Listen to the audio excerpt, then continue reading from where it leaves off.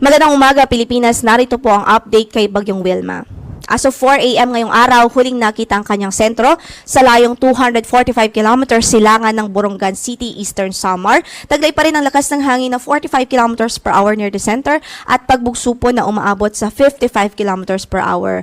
Medyo bumilis ang kanyang pagkilos. Ngayon nga po ay 20 kilometers per hour na ang kanyang movement at ang kanyang direksyon ay west-southwestward pa rin o pakanluran, timog-kanluran. Bagamat nasa dagat pa rin ang kanyang sentro, sa kasalukuyan ay nakakaranas na nga po ng malakas hanggang sa matitinding pagbuhos ng ulan ang malaking bahagi ng Visayas at Southern Luzon, maging ang ilang bahagi ng northern portion ng Mindanao. Dahil nga po yan sa ating pag-aanalisa, itong si Bagyong Wilma, medyo sheared pa po siya. Ibig sabihin, disrupted pa ang kanyang vertical structure. So, hindi pa ganun kalakas ang kanyang sirkulasyon. And as a result, medyo kalat-kalat pa po yung kanyang kaulapan, yung mga pagulan na related po sa kanya. So, hindi pa compact doon sa sentro. Kaya ngayon pa lang, actually, since yesterday ay nakaranas na po ng mga pag-ulan ng malaking bahagi ng Visayas at even yung mga Southern Luzon area at ang northern portion ng Mindanao. Based na rin sa latest na ipinalabas po nating track ngayong 5 a.m. bulletin, makikita nga po natin that generally ay west-southwestward pa rin ang kanyang magiging movement sa mga susunod na oras.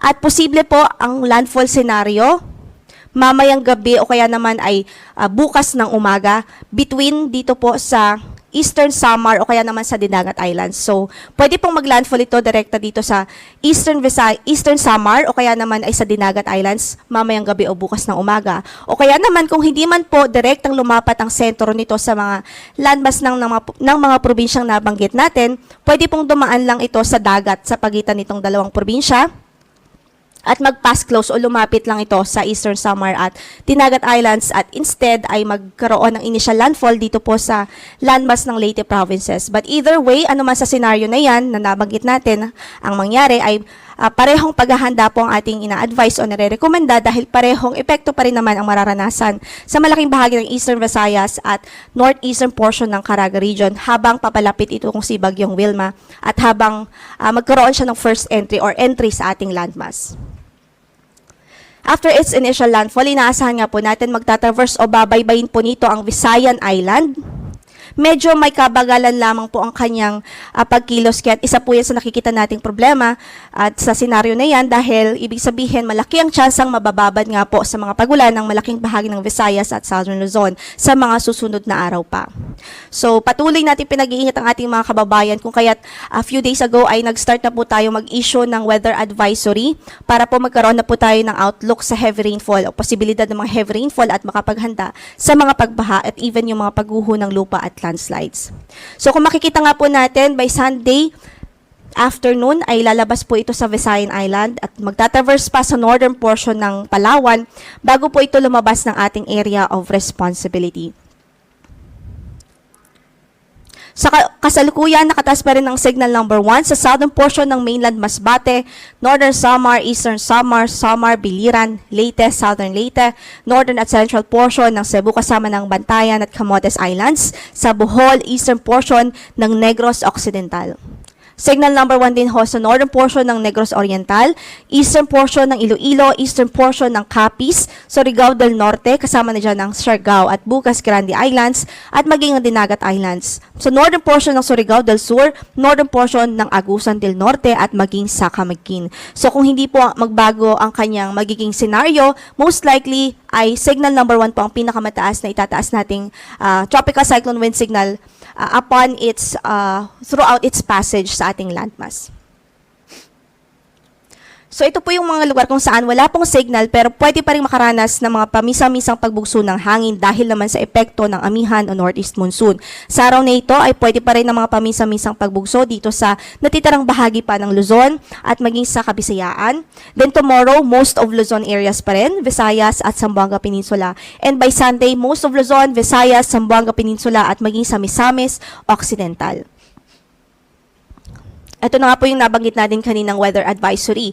So sa araw na ito ay possible ang 100 to 200 millimeters of rainfall. So malakas yan hanggang sa matitinding pagbuhos ng ulan.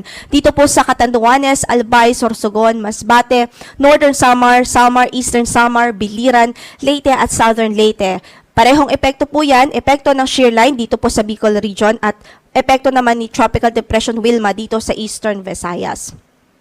So sa mga nabanggit nating lugar, numerous flooding is possible, especially sa mga low-lying areas at sa mga lugar na kung saan ay malalapit po sa ilog dahil kumbaga mas mataas po yung tsansa ng mga pagbaha doon.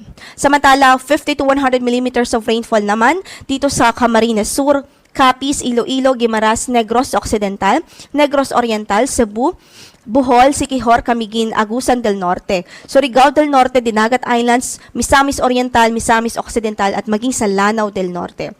So ibig sabihin, posible daw ng mga localized flooding dyan, especially sa mga low-lying areas. Kaya patuloy natin pinag-iingat ang ating mga kababayan, maging vigilant po tayo, maging alerto sa mga posibilidad ho ng flash floods at even yung mga landslides o yung pagguho ng lupa sa mga mountainous areas o bulubunduking lugar. By tomorrow, possible pa rin ang 100 to 200 millimeters of rainfall at actually, dumami pa yung lugar kung saan ay inaasahan nating malalakas hanggang sa matitindi ang pagbuhos ng ulan dahil nga po, mas malapit na po dyan si Bagyong Wilma.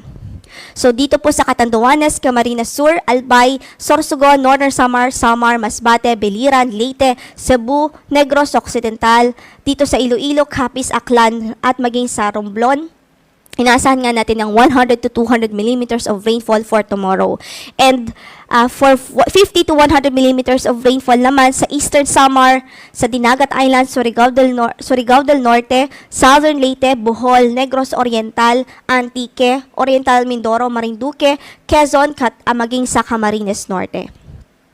By Sunday ay may magiging maulan pa rin ang halos malaking bahagi ng Southern Luzon at ng Visayas. So possible pa rin ang 100 to 200 millimeters of rainfall sa Quezon Province, Camarines Norte, Camarines Sur, Marinduque, Oriental Mindoro, Aklan, Capiz at maging sa Antique. Habang 50 to 100 millimeters of rainfall naman sa Catanduanes, Albay, Sorsogon, Masbate, Laguna, Batangas, Occidental Mindoro, sa Palawan, Iloilo, Guimaras at maging sa Negros Island Region at sa Cebu Province. Gayon din, nakataas ang ating gale warning ngayon sa malaking bahagi ng ating mga baybaying dagat sa halos buong Northern Luzon, sa Eastern Seaboard ng Central Luzon at Eastern Seaboard ng Southern Luzon, maging sa Eastern Seaboard ng Visayas. So sa mga nabanggit nating lugar, hindi pa rin natin ina-advise na pumalaot, lalong-lalo po yung mga maliliit na sasakyang pandagat dahil delikado po, dahil maalon hanggang sa napakaalon ng kondisyon ng ating karagatan doon. Yan muna ang latest mula dito sa Pag-asa. Ito po si Lore de la Cruz Galicia. Magandang araw po at mag-antabay po tayo sa mga updates ng Pag-asa.